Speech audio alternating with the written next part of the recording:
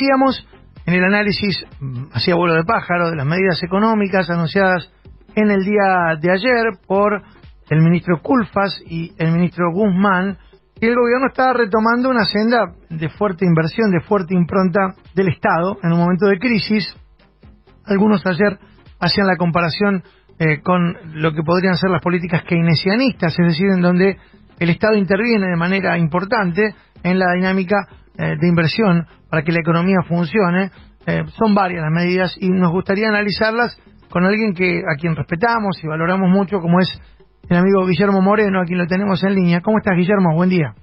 ¿Qué tal, Mauro? Gracias por el llamado, un placer hablar contigo. Igualmente, gracias por atendernos. Bueno, Guillermo, más allá de que después evaluaremos cómo es la implementación, ¿qué nos podés decir respecto de tu opinión en torno a los anuncios que ayer formularon los funcionarios del gobierno?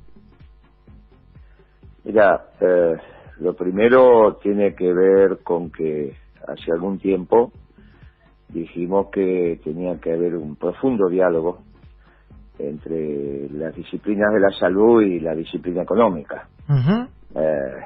Y vemos que de alguna manera esto se empieza a dar, porque parecía ser en un inicio de esta situación que el vector que teníamos que atacar era el vector del coronavirus y que se lo atacaba casi desde una sola disciplina. Si vos te acordás, al principio solo hablaba el ministro de Salud, sí, sí. Algunos los infectólogos, obviamente que tienen que hablar y son una voz extremadamente autorizada. Y uno sugirió humildemente, miren, dialoguemos entre dos disciplinas, porque el pueblo no solo tiene que respirar, lo cual es muy importante y primario. Si no respirás, pero también tiene que comer. Claro. Y ahí entonces irrumpimos en la economía y irrumpimos en las medidas de ayer. Y ahí también hay un relato bíblico sobre esto de keynesianismo, no keynesianismo, que me parece que viene a cuento. Al margen de que seamos o no seamos religiosos, pero todos conocemos el relato, el sermón que tuvo que ver con el reparto de los panes y los peces. En esa famosa cita bíblica, lo que hace Jesucristo cuando decide darle de comer a más de 5.000 personas y los junta en grupos de 50, y los que estaban con él le dicen, pero si solo tenemos estos pescados y estos panes, y él le dice, empiecen a repartir. Y cuando terminan de repartir, no solo habían comido más de 5.000, sino que habían llenado 12 canastas, cuenta la Biblia. ¿Por qué cuento esto?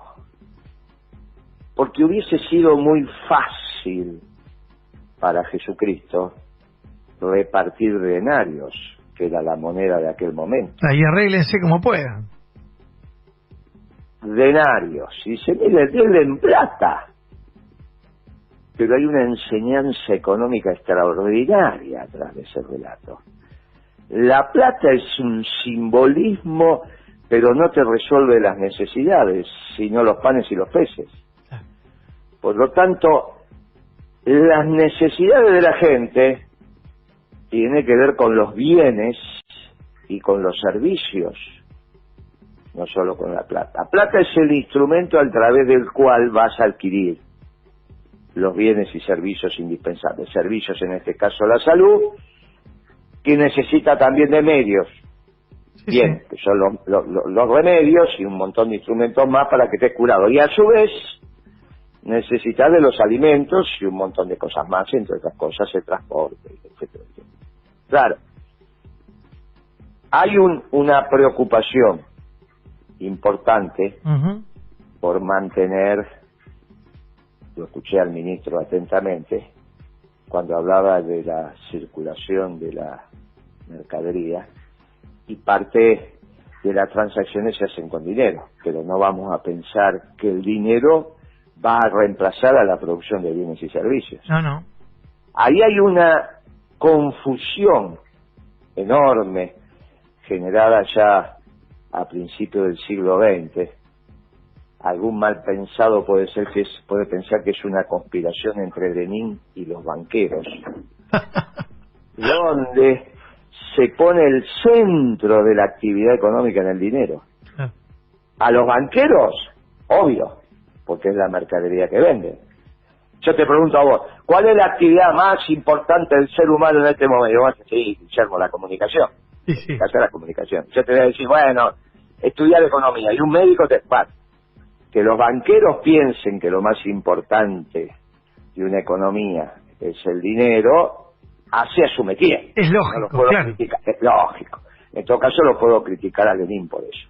Creo que en algún momento, incluso después, antes de su muerte, empezó a rectificar algunos de esos pensamientos. Pero en todo caso hay que reflexionarlo más con los estudiosos de la biografía de Lenin. Pero sí, a principios del siglo XX nos pasó eso. Hubo como una conjunción de intereses a pesar de venir de polos distintos, donde el centro de la actividad pasa a ser el dinero. No hay negocio sin dinero, falso. Primero están los negocios y después está el dinero. Claro, el dinero surge con posterioridad. Muy bien. ¿Por Exacto. qué digo todo esto? ¿Por qué? Porque está muy bien que la atención la pongamos en la economía, pero la tengo que poner en la producción. Obviamente, como ya dije, en la salud. Estamos hablando en este caso atendiendo a la respuesta que vos me estás haciendo a la pregunta Sí, claro. sobre las medidas económicas.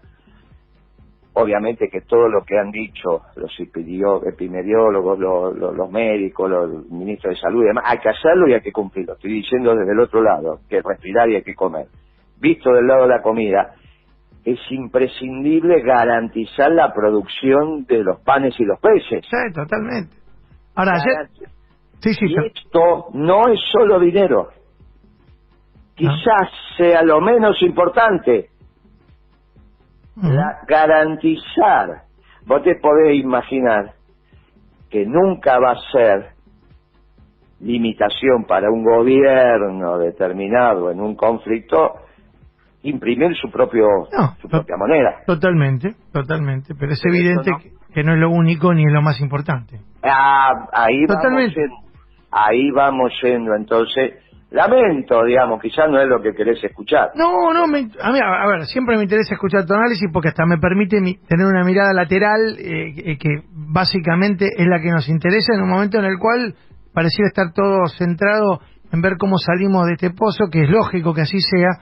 A mí me llamó la atención, y esto creo que lo compartís, de cómo algunos sectores que habitualmente critican el rol del Estado y la intervención del Estado en la economía, en estas últimas horas se mostraron casi reclamando al Estado que se ponga al frente, cuando en definitiva y habitualmente solemos escuchar de boca de ellos, un discurso que detracta el rol del Estado y que generalmente lo identifica como el que nos saca el dinero, el que nos oprime.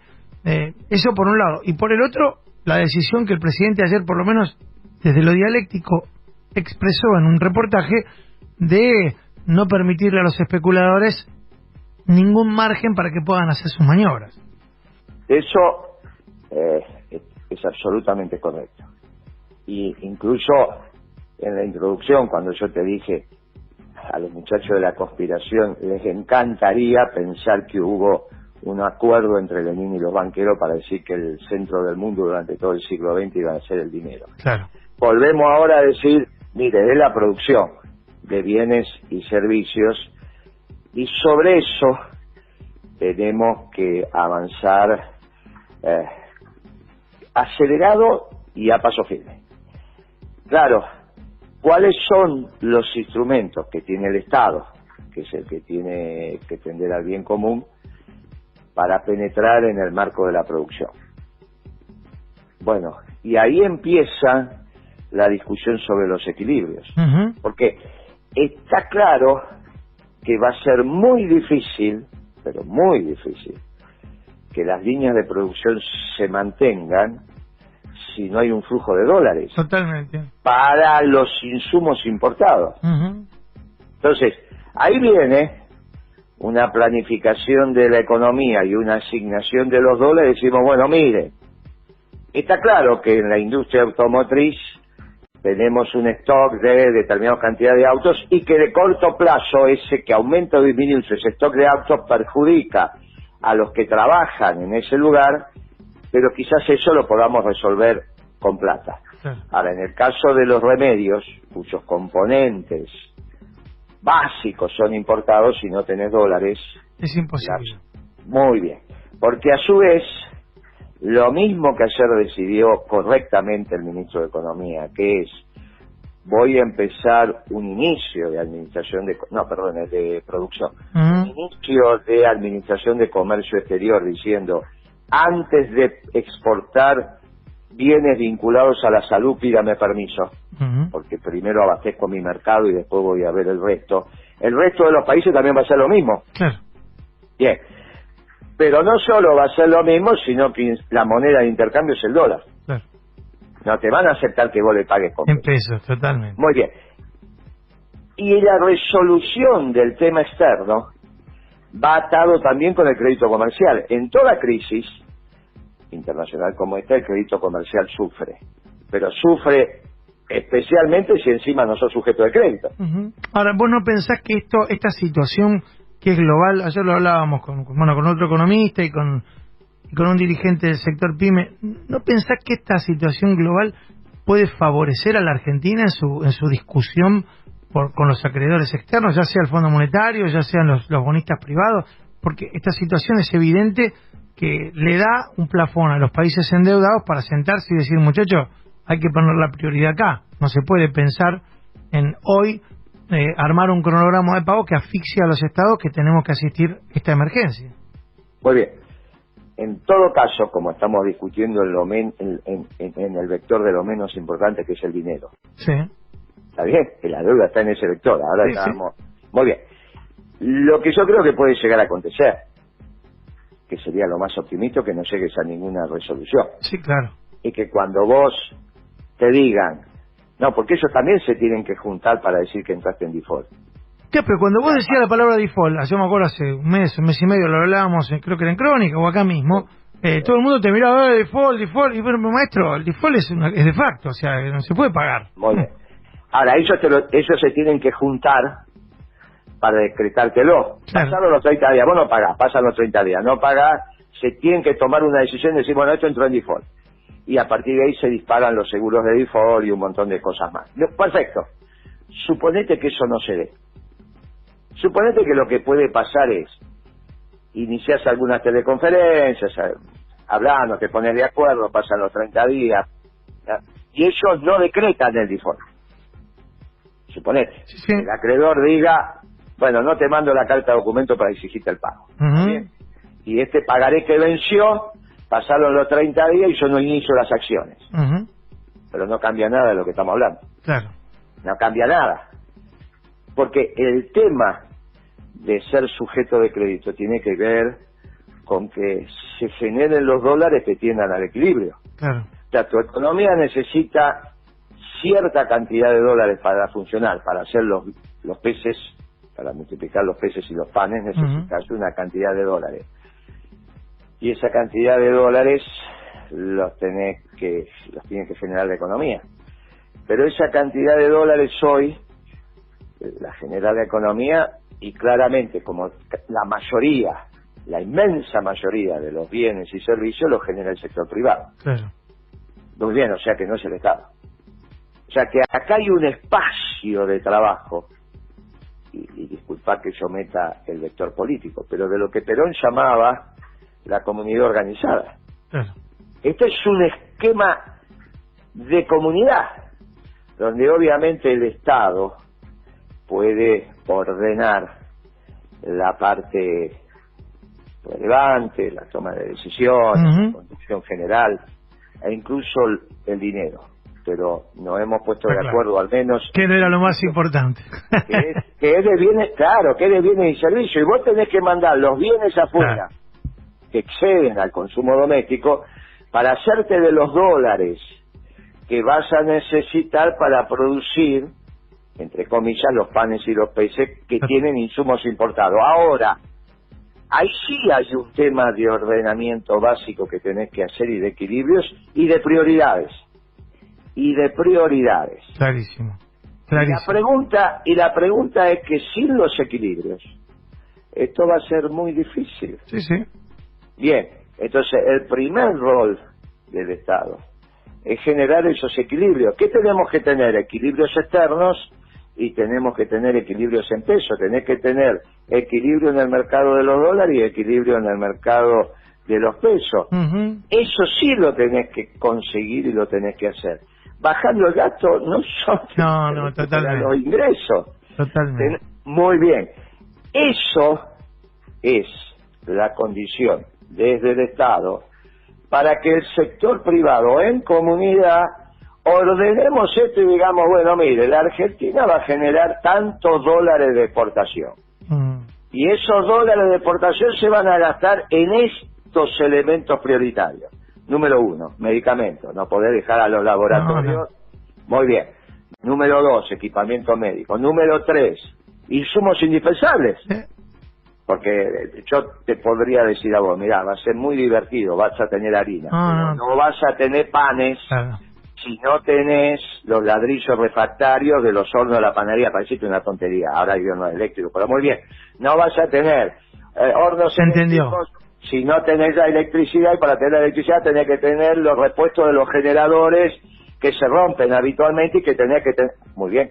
Ese ordenamiento es un ordenamiento preciso que se tiene que hacer en comunidad. Por eso digo, mire, acá hay 5 funcionarios relevantes, hablando siempre de la economía.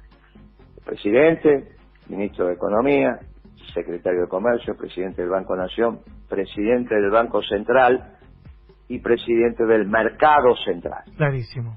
Esos 5 son los que de alguna manera, desde el vector de la economía, tienen que asignar los recursos para que los panes y los peces estén a disposición de la población.